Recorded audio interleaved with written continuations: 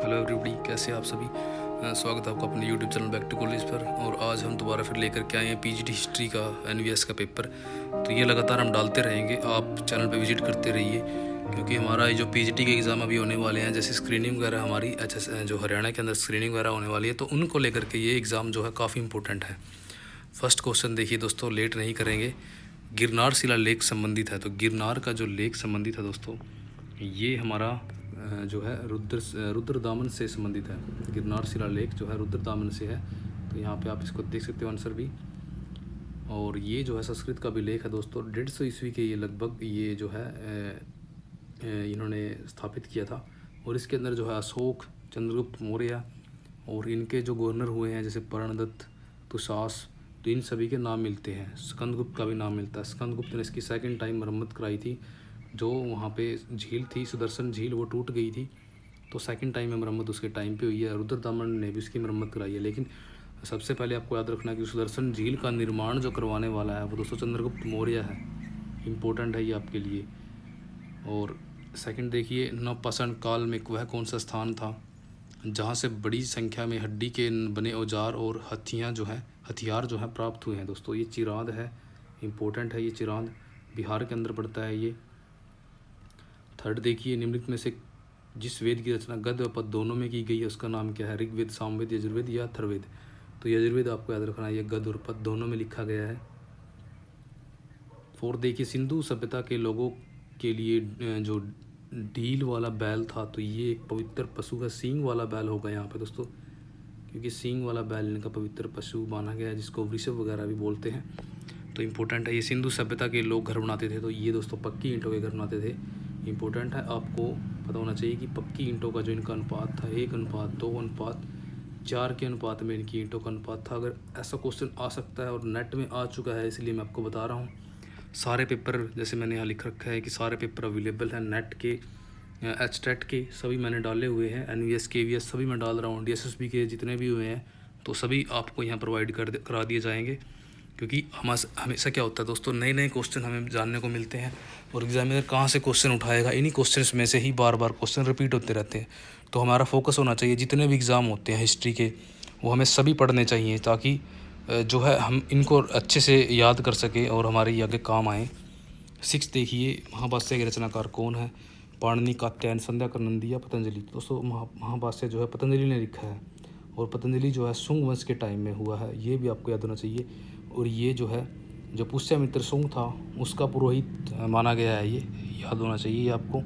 7 देखिए, विजयनगर साम्राज्य में 12 अधिकारियों का वह समूह जो गांव के कार्यों को देखता था क्या कहलाता था, तो ये अयंगर व्यवस्था उसको बोलते थे। तो ये 12 अधिकारियों का समूह था और ये गांव की आवश्यकताओं की पूर्ति कराते थे। 12 बलूते वगैरह भी इनको बोला गया है मराठा के टाइम में। पूर्व जैन धर्म गुरुओं ने संस्कृत भाषा का बहिष्कार करके किस भाषा को अपने धर्मोपदेश के प्रसार का जो है माध्यम बनाया था, तो इन्होंने दोस्तों प्राकृत लैंग्वेज को इसका क्या है माध्यम बना लिया था, जो इन्होंने धर्मोपदेश दिए अपने जैन गुरुओं ने। क्योंकि प्राकृत जो थी ऐसी लैंग्वेज थी जिसको क्या है आम जन भी जानते थे, संस्कृत को आम जन नहीं जानता था। 9 देखिए, निम्नलिखित घटनाओं को काल के अनुसार लगाना है कि कौन सा सबसे पहले हुआ और कौन सा सबसे बाद में हुआ है। तो इसके हिसाब से अगर हम देखें तो सबसे पहले इसमें होगा दोस्तों कलिंग का युद्ध, जो फर्स्ट पे आएगा, क्योंकि ये जो है अशोक के टाइम में हुआ है।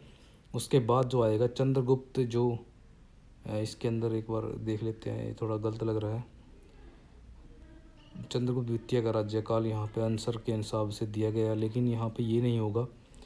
सबसे पहले इसमें आएगा दोस्तों अशोक की मृत्यु। अशोक की मृत्यु के बाद आएगा कनिष्क का राज्याभिषेक, कनिष्क थर्ड पे आ जाएगा।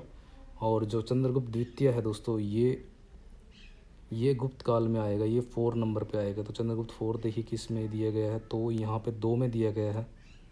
तो इसके हिसाब से मैंने आपको जो आंसर बताया ये भी सही है। यहाँ पे दोस्तों कै के बाद आएगा घ, तो यहाँ पे 4 इसका आंसर होगा।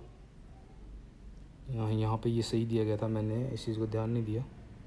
रामायण के रचनाकार कौन है दोस्तों, ये वाल्मीकि की रचना है। कई बार एनवीएस में ये क्वेश्चन 3 बार आ चुका है। मौर्य काल पे क्वेश्चन देखिए, निम्नलिखित में से असत्य कथन की पहचान करनी है।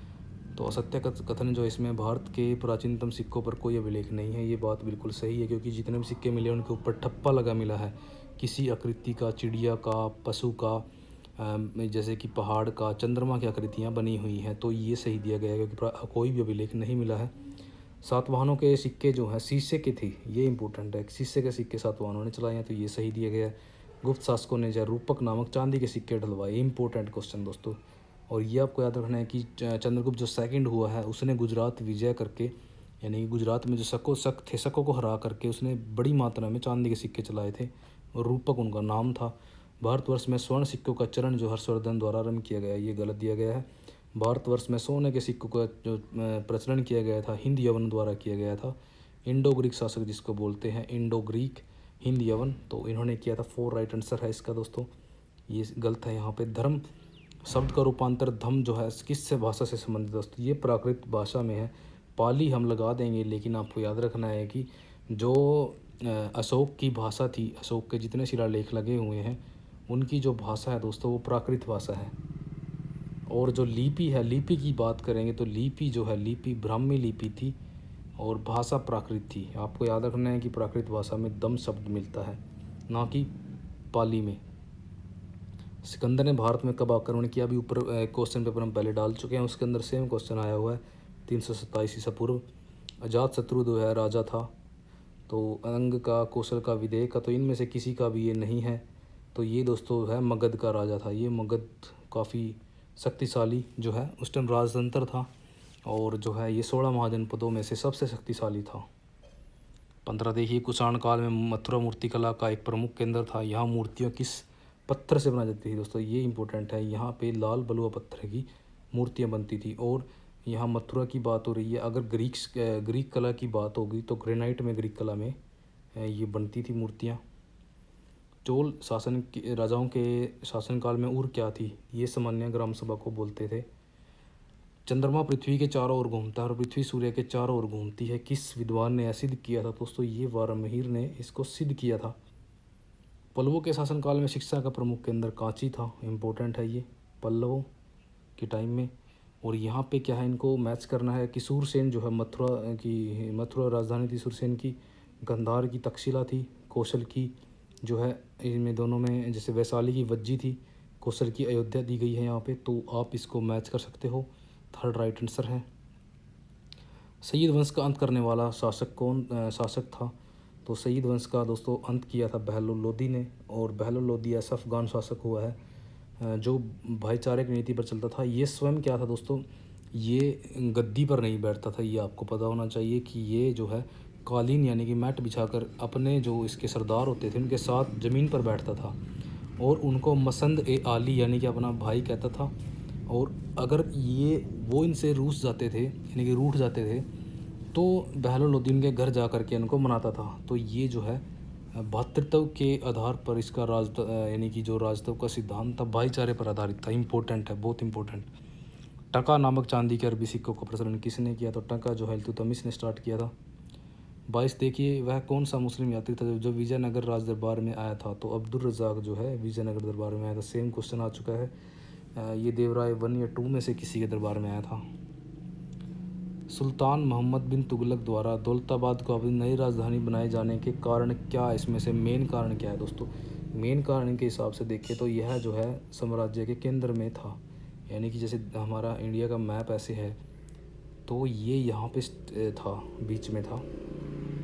अलाउद्दीन खिलजी की बाजार नियंत्रण व्यवस्था का जियाउद्दीन बर्नी के अनुसार मुख्य उद्देश्य क्या था, तो यह क्या था, एक विशाल स्थायी सेना का भरण पोषण करने के लिए इसने यह योजना चलाई थी।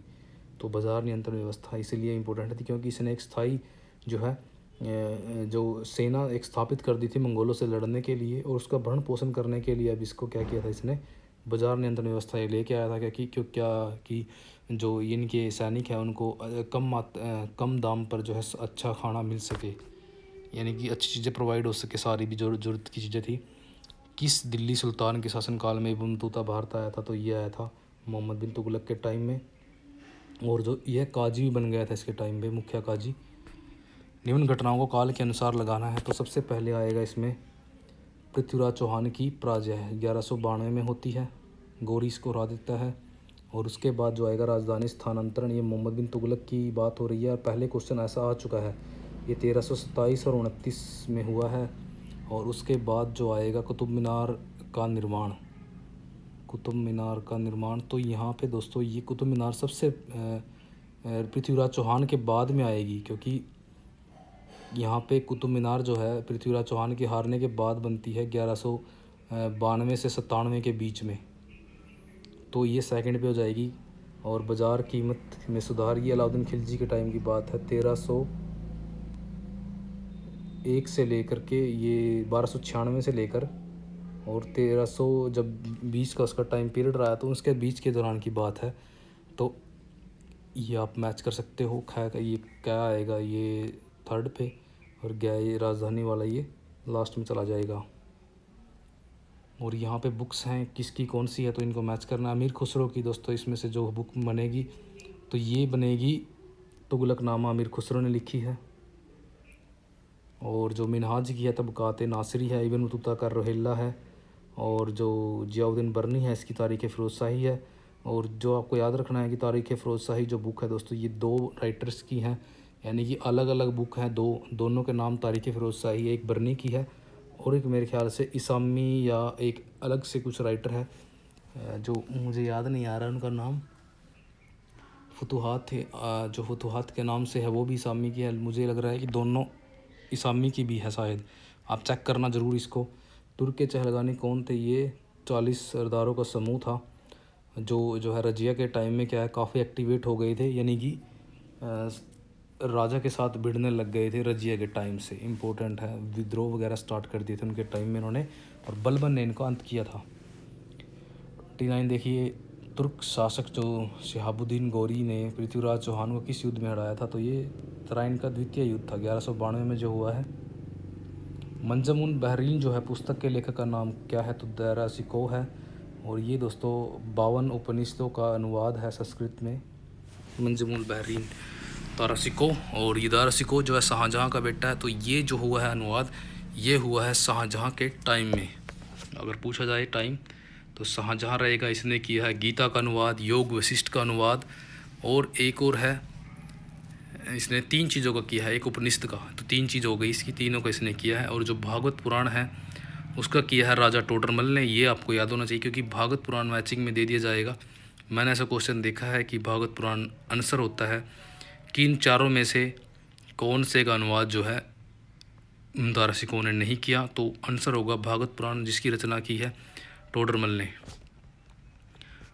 गुप्त जो मुग़ल सम्राटों ने चित्रकला का पारखी कौन था, तो ये जहांगीर था, क्योंकि हमने इसके बारे में पहले भी पेपर में पढ़ा है।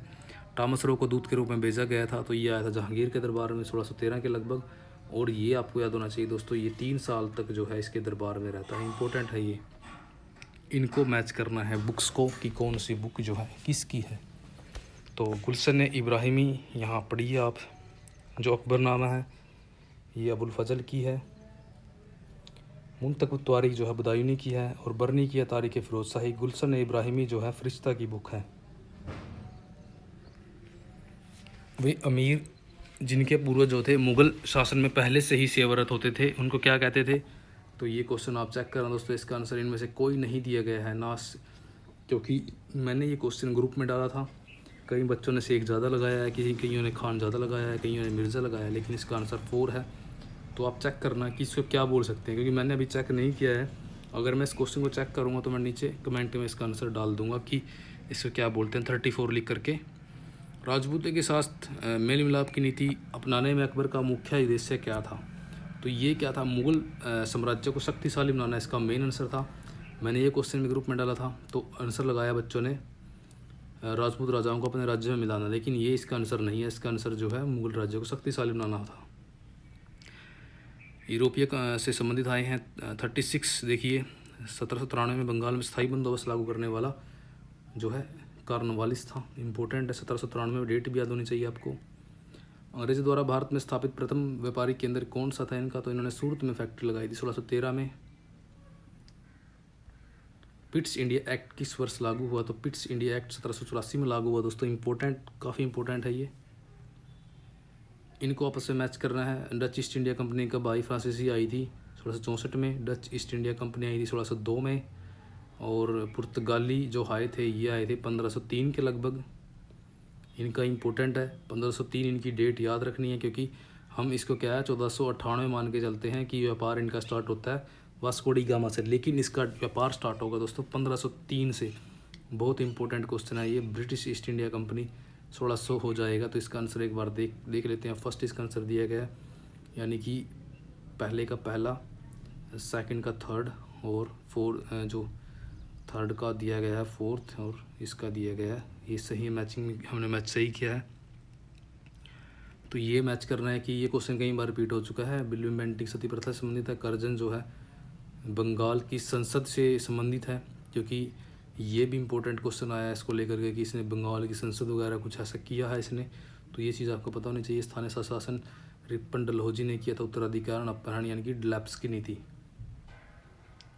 बंगाल में दोहरा शासन का अंत किस गवर्नर के शासनकाल में हुआ, तो ये किया दोस्तों वारन हेस्टिंग्स ने। दीवान का पद अवध राज्य में किस परिवार के पास रहा, काफ़ी important question, very very important question दोस्तों। ये रहा था नीलकंठ नामक गुजराती ब्राह्मण का परिवार के पास रहा था। सिपाही विद्रोह 1857 में प्रथम चिंगारी कहाँ से भड़की, तो ये मेरठ से भड़की थी। इंपॉर्टेंट है और डेट याद रखिए, 10 मई से स्टार्ट होता है विद्रोह 1857 का। भारत में किस सूफी संत ने सूफियों के सुहारवर्दी पंथ की स्थापना की थी, तो ये की थी बहाउद्दीन जकारिया ने। किस संत ने संकीर्तन एवं नगर कीर्तन के रूप में भक्ति गीतों के गाने की प्रथा आरंभ की, तो ये दोस्तों चैतन्य महाप्रभु ने की थी। और इनको जो है विष्णु का या कृष्ण का अवतार भी इनको इनके अनुयायी मानते हैं, तो ये इनकी इम्पोर्टेंट है। गोडिया कृष्ण कुछ ऐसा इनको बोलते हैं, वो भी नाम याद होना चाहिए आपको। 46 देखिए, मोहम्मद एंग्लो ओरिएंटल कॉलेज की अलीगढ़ की स्थापना कब हुई थी, तो 1775 में हुई थी, ये याद रखना है आपको। आर्य समाज से आप इसको संबंध कर सकते हैं कि आर्य समाज भी 1875 में आया था। डीएवी कॉलेज की सर्वप्रथम स्थापना कहाँ पे होती है, तो ये लाहौर में हुई थी डीएवी कॉलेज। और ये जो लाला लाजपत राय हैं वो संबंध रखते हैं डीएवी कॉलेज से। आज भी इनकी ब्रांचेस चल रही हैं पंजाब और हरियाणा के अंदर। रामकृष्ण मिशन की स्थापना की थी दोस्तों ये स्वामी विवेकानंद ने, हम इसकी बात कर चुके हैं। ये 1 मई से स्टार्ट हुआ था 1897, 1 मई 1897 वेल्लूर से स्टार्ट हुआ था ये मठ। और ये मैच करना है कि कौन सा कब हुआ, तो कैबिनेट मिशन 1946 में आया है, क्रिप्स मिशन 1942 में आया है। तो गांधी जी ने वार्ता जो हुई है 44 में हुई है, और शिमला कॉन्फ्रेंस जो हुई है ये 1945 में हुई है वावेल योजना के दौरान, क्योंकि वावेल योजना जो 1945 में आई थी और उसी के दौरान शिमला जो है वार्ता हुई थी। नेहरू की अंतिम सरकार बनी थी उसका वित्त मंत्री कौन था, तो इनमें से वित्त मंत्री दोस्तों इसका लियाकत अली खान था।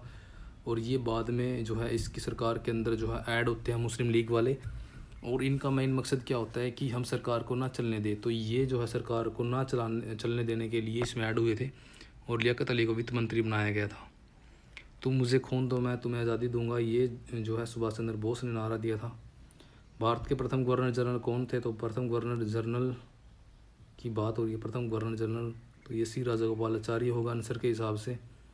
फॉरवर्ड ब्लॉक दल के संस्थापक कौन थे, तो ये सुभाष चंद्र बोस थे। 1939 में इन्होंने ये स्टार्ट की थी forward block. Vernacular press act किसने समाप्त किया, तो ये रिपन ने स्टार्ट किया। कई बार दोस्तों ये क्वेश्चन जो है कई बार आया है, और 1881 या 82 इसका आंसर होगा, कि डेट भी पूछी गई है कई जगह पे, 1881 है या 82, आप चेक करना एक बार इसको, इन दोनों में से एक डेट है। स्वराज्य मेरा जन्मसिद्ध अधिकार है, यह उद्घोषणा किसने की, तो ये की थी लोकमान्य तिलक ने। और दोस्तों मैं आपको डेट इसलिए बोलता हूँ चेक करने के लिए कि अगर आप उस चीज़ को अगर गूगल से चेक करेंगे तो वो चीज़ आपके परमानेंट हो जाएगी।